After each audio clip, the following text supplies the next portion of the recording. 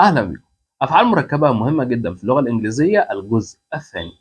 طيب، لو جيت قلنا مثلا go away، go away هنا معناها يبتعد أو يرحل. فلو جيت قلت لك tell him to go away، قل له إن هو إيه؟ إن هو يذهب، يعني يبعد عن إيه؟ يبعد عن هنا. tell him to go away. طيب، عندي كمان go on. go on معناها يستمر. فلو جيت قلت لك go on talking معناها إيه؟ استمر في إيه؟ استمر في الكلام. لو حبيت برضو تشجع حد او كده فتقول له جو اون، معناها استمر في مثلا المذاكره، استمر في لعب الرياضه، تقول له جو اون. طيب، عندي كمان جرو اب. جرو اب دي معناها ينشأ فيه او يتربى فيه. فلو جيت قلت لك مثلا she grew up in France، معناها هي ايه؟ اتربت ونشأت فين؟ في فرنسا. grow up اللي هي طبعا الماضي بتاعها grew up. طيب، look after. look after معناها يعتني بيه. لو جيت قلت لك she is looking after the kids، معناها ان هي بتعتني، بتاخد بالها من الايه؟ تاخد بالها من الاطفال. looking after the kids. كمان عندي look for. look for معناها يبحث عن. فلو جيت قلت لك he is looking for a new job، هو بيبحث عن وظيفة جديدة، يبقى look for معناها يبحث عن. طيب، look forward to. look forward to معناها يتطلع إلى، يعني نفسه في حاجة يعملها. لو جيت قلت لك I'm looking forward to my promotion، معناها إيه؟ أنا بتطلع للترقية بتاعتي بقى، اللي أنا إيه؟ اللي أنا أترقى. يبقى دي I'm looking forward to my promotion. طيب، look out.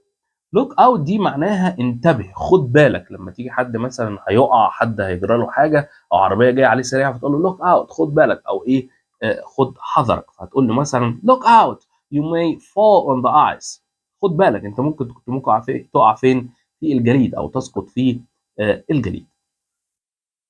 كمان عندي pick up. pick up معناها يلتقط. فلو جيت قلت لك مثلا pick up the newspaper، معناها ايه؟ مش التقط الصحيفة، معناها هنا ايه؟ هات الصحيفة، او احضر لي ايه؟ الصحيفة. كمان pick up مهمة جدا، ممكن تيجي معناها ياخد حد من مكان. ياخد حد من مكان. فاقول لك مثلا ايه؟ I'll pick up my children، انا هاخد الاطفال النهارده from the school، معناها ان انا هاخد الاطفال، هروح اجيبهم من الايه؟ من المدرسه. دي اسمها برضو pick up. طيب، كمان عندي put away. put away معناها يحفظ. يعني ايه يحفظ؟ put away معناها يحفظ او يضع الشيء في مكانه. لو جيت قلت لك مثلا the boy put his toys away، معناها ان هذا الصبي او هذا الولد حفظ العابه بعيدا، او حطها ايه؟ حطها بعيد في مكان محدد. put away يعني يضع الشيء في مكانه ويرتبه ويخليه شكله كويس. طيب، run into. run into معناها يلتقي صدفة، يعني قابلت حد صدفة. فلو جيت قلت لك have you ever run into a famous man، هو انت ما قابلتش راجل مشهور قبل كده صدفة؟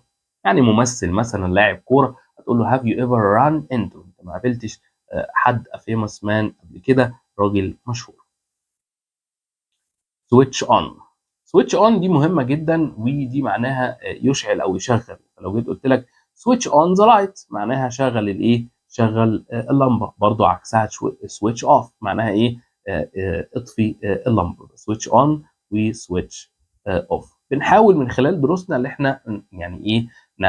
نوصل لكم اقرب حاجة للمحادثة الانجليزية اللي انت تقدر تستخدمها فين؟ تقدر تستخدمها في البيت بشكل سهل وشكل بسيط. لو عجبك بقى المحتوى ما تنسانيش بقى في اللايك والشير والاشتراك في قناتنا على اليوتيوب، قناه Learn English with Jimmy، عليها دروس وكورسات كتير، يا رب تفيدكم.